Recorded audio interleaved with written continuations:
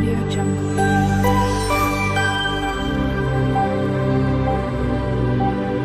Audio Jungle.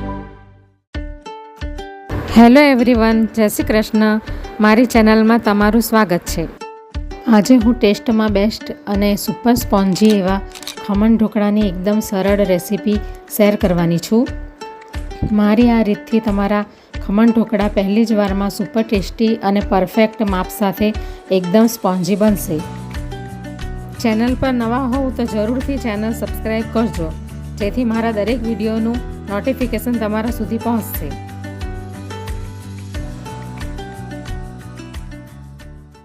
તો આજે હું ગુજરાતીઓનો સ્પેશિયલ નાસ્તો એટલે કે ખમણ ઢોકળાની રેસીપી શેર કરવાની છું, જેને નાયલોન ખમણ પણ કહેવામાં આવે છે. તો એના માટે મેં આ 1.5 વાટકી જેટલો એટલે કે 150 ગ્રામ જેટલો મેં ચણાનો લોટ લઈ લીધો છે, ઝીણો જે બેસન આવે છે ને એ. અને આ જાડી છાશ છે. તમારે દહીં નાખવું હોય તો દહીંને તમે મિક્સીમાં જરાક આમ ફેરવી નાખવાનું અને પછી નાખી દેવાનું. તો આ 1 વાટકી જાડી છાશ છે. હવે એને બરાબર આપણે મિક્સ કરી લેશું.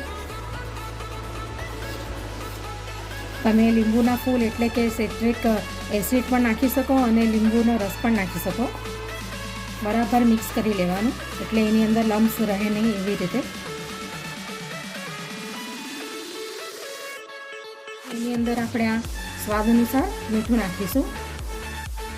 આ 5 ચમચી જેટલી આપણે અંદર હળદર નાખીશું. હળદર વધારે નહીં નાખવાની.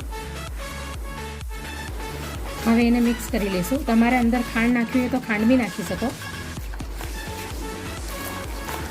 હવે એને 4 થી 5 મિનિટ સુધી બરાબર એને હલાવી લઈશું, મિક્સ કરી લઈશું. આવી રીતે એને ખૂબ મિક્સ કરીને બનાવવાથી ઢોકળા એકદમ સોફ્ટ અને સ્પોન્જી બનશે.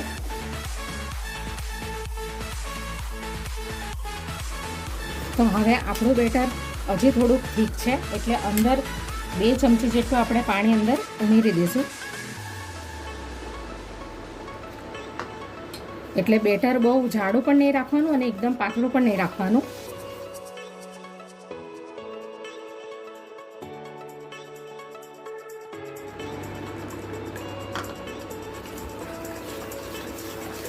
હવે બરાબર મિક્સ કરી લેશું.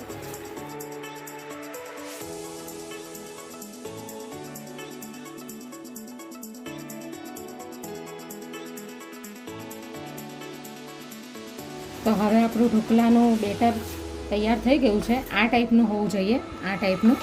એટલે આપણે ચમચીથી આમ ઉંચકીએ તો આમ સહેલાઈથી નીચે પડી જાય. તો આ ટાઈપની કન્સિસ્ટન્સી હોવી જોઈએ. તો હવે એને 10 થી 15 મિનિટ સુધી આપણે રેસ્ટ કરવા દઈશું. એટલી વારમાં આપણે એનું બાફવા માટેની તૈયારી કરી લઈએ. તો બેટર આપણું તૈયાર થઈ ગયું છે અને 15 મિનિટ સુધી એને રેસ્ટ કરવા માટે મૂકી દીધું છે. તો એટલી વારમાં આપણે આ તમારે કઢાઈમાં બનાવવું હોય તો કઢાઈમાં બી બનાવી શકો અને તપેલામાં બનાવવું હોય તો તપેલામાં પણ બનાવી શકો. તો એની અંદર મેં આમાં 1 ગ્લાસ જેટલું પાણી રેડી દીધું છે અને આ સ્ટેન્ડ મૂકી દીધું છે. અને અગર તમે એલ્યુમિનિયમમાં બનાવતા હોય તો એની અંદર આ લીંબુનો એક ટુકડો નાખી દેવાનો. એનાથી શું થશે કે આ વાસણ તમારું કાળું નહીં પડે, એટલા માટે. એટલી વારમાં આપણે બેટરની અંદર ઈનો નાખીને આપણે બેટરને બાફવા માટે તૈયાર કરી લઈએ. તો હવે આપણા ખમણ ઢોકળાનું બેટર રેડી થઈ ગયું છે. હવે આપણે એની અંદર ઈનો નાખી દઈશું.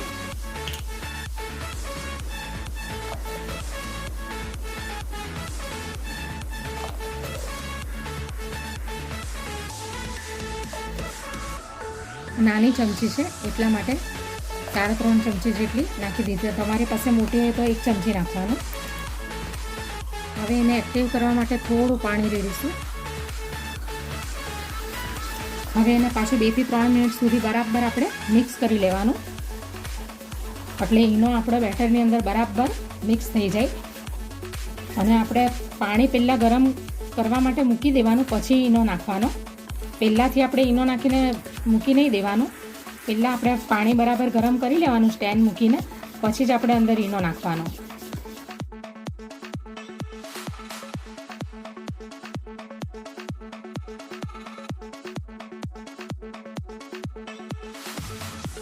તમારે જે વાસણમાં બેટર તમે નાખવાના હોય એની અંદર પહેલેથી તમારે તેલ ગ્રીસ કરી લેવાનું. એટલે તમારે સ્ટીલના ડબ્બામાં બનાવવું હોય તો એમાં પણ બનાવી શકો, અથવા તો કેક ટીનમાં બનાવવું હોય તો એમાં પણ બનાવી શકો. તો હવે આપણે આ રેડી છે તેલ લગાવેલું, એની અંદર આપણે આ બેટરને નાખી દઈશું.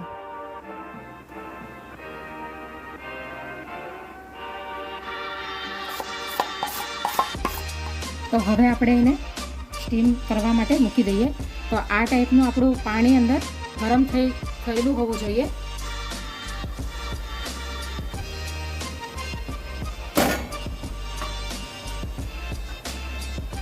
હવે આપણે નાખી દઈશું અને 15 મિનિટ સુધી આપણે એને સ્ટીમ થવા દઈશું. 15 મિનિટ પછી આપણે એને ચેક કરીશું. આવી રીતે વજન આપીને મૂકી દેવાનું અને 15 મિનિટ સુધી એને સ્ટીમ થવા દેવાનું. પહેલાં 2 થી 3 મિનિટ ફાસ્ટ ગેસ રવા દેવાનો અને પછી મીડિયમ પર ગેસ કરી દેવાનો. હવે 15 મિનિટ થઈ ગઈ છે, તો હવે આપણે ચેક કરી લઈએ કે આપણા ખમણ ઢોકળા રેડી થયા છે કે નહીં.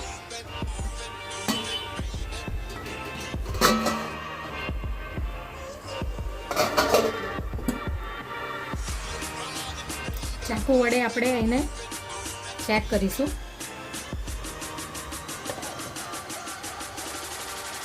તો હવે આપણા ખમણ ઢોકળા રેડી થઈ ગયા છે. હવે આપણે ગેસને બંધ કરી દઈશું.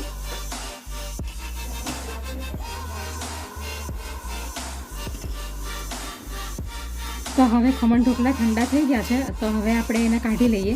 પહેલાં સાઈડ પરથી આપણે એને આવી રીતે કરી લઈશું.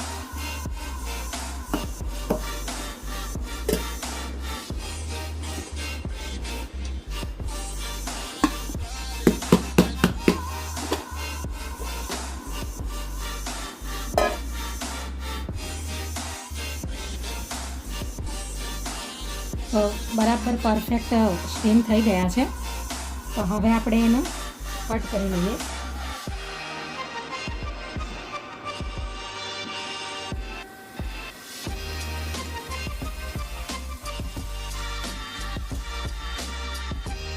સરસ કટ થઈ રહ્યા છે, એટલે બરાબર પરફેક્ટ બફાઈ ગયા છે.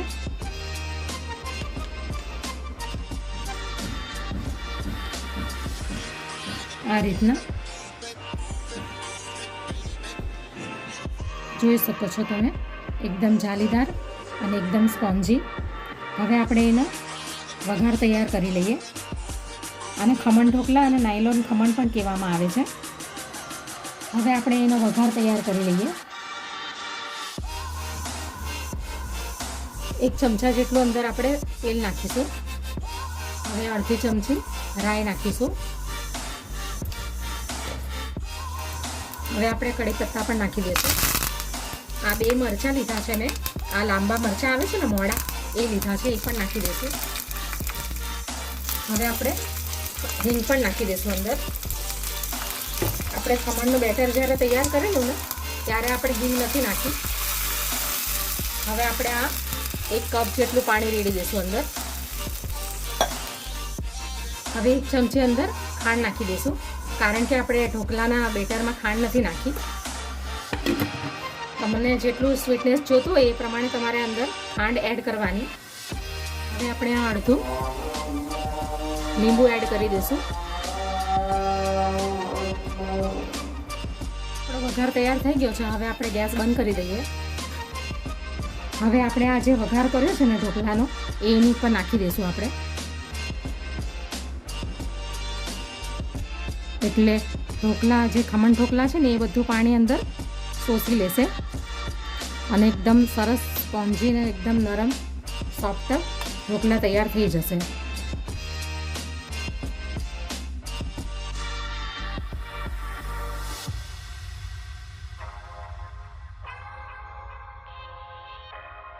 તો રેડી થઈ ગયા છે આપણા ખમણ ઢોકળા. તમને આ ડીશ ગમે તો તમે ઘરે જરૂરથી બનાવજો. ખાવામાં એકદમ ટેસ્ટી અને એકદમ સરળ રીતે બની જાય એવા છે.